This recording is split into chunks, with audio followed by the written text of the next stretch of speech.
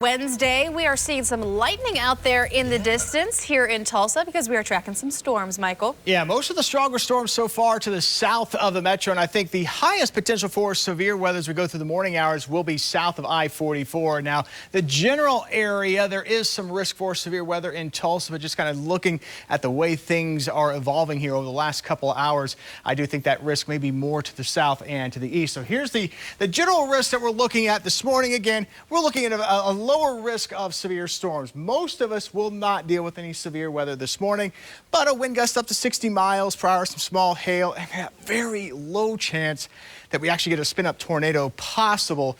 But so far, the storms have stayed fairly tame. Let's get a look at that here on dual Doppler. And this zone here is the area I'm circling where that severe risk may be just a little bit higher this morning. Doesn't mean you'll see it, but that's where that risk of maybe some damaging wind potential or maybe a brief spin-up tornado will be possible. So watching areas here in McAllister, Crowder, Eufaula, as you head up through Shakota, Muskogee, Wagner, up to around about Grove and Grand Lake as well, and in Tahlequah included in that, back down to around Stigler. We'll zoom in a little closer on some of these storms, and you can see everything's tracking here off to the north and to the east. And you can see some of the heavy rain now moving here into around Porter, back to around Haskell, and back to around Henrietta, seeing some downpours and some lightning and thunder. And of course, meteorologist Annie Brown is out this morning checking out some of these storms as they are moving on in. Annie, where are you right now, and what have you been seeing as we've gone throughout the morning? Yes, good morning. We are just currently south of Muskogee. We are headed westbound. We're still waiting on those showers and storms in this location, but we know that they are on the way in. Definitely feeling more like a spring-like day when you step outside this morning, so you can feel it in the atmosphere, so you know that they're headed this way. Winds have been of main concern at this location where we're at right now. Even in the artillery storm truck, it has been swaying from side to side because of those strong and powerful winds right now. But again, as you're looking out from our location, we are staying dry. Again, this is south of Muskogee. Back to you, Michael.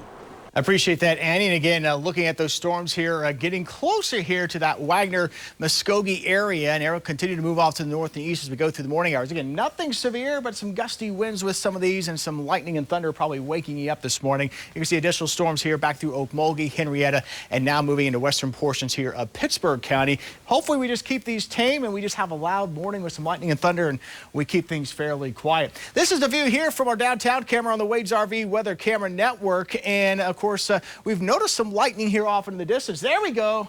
Love it. Absolutely love it. Nice flash right there. Those are those storms off in the distance that we were just looking at on dual Doppler. We're looking here to the south and east. How cool is that? Seeing that lightning here from downtown Tulsa. 69 degrees right now. You can feel the air. Annie was talking about the wind. A south wind right now, 17 miles per hour. And that has pumped up some Gulf of Mexico moisture. And that's what you're feeling as you're stepping outside. It's a little bit of a muggier start out there for us this morning. We've got that juicy air in place, that fuel for some of these storms. And again, the storms will be just primarily a morning thing. By midday, most of this is out of here, and then as we go into the afternoon, the sun comes out, the wind picks up out of the south and west, and we'll transition from Gulf of Mexico air to desert southwest air this afternoon with a southwest breeze.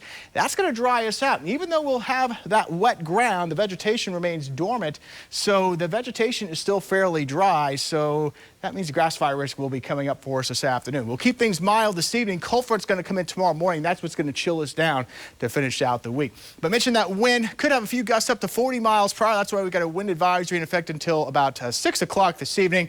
And with the drier air moving in as well, that grass fire risk will be elevated as we go into the afternoon. So just be aware of that. Even though we've had some rain recently, we still at least have that grass fire potential. How about the change tomorrow? Oh, this is going to be a shock to the system. 30s tomorrow morning, feeling a little colder with the breeze. 40s for highs tomorrow afternoon. That is despite the fact that we'll see some sunshine. By the way, might get a couple showers south of I-40 tomorrow about midday. Most of us, though, are going to stay dry. We keep it chilly on Friday. Some slight rain chances on Saturday and most of the day on Sunday. The highest chance of rain and storms on Sunday comes in Sunday night. May actually have a few stronger storms with that as well, with a little higher risk of severe weather out across western Oklahoma Sunday evening. And then we'll start out mild early next week, and another cold front will likely cool us off toward the end of next week. Still keeping an eye on those storms that we've got out there this morning. We're going to have another update coming up here in about 10 minutes.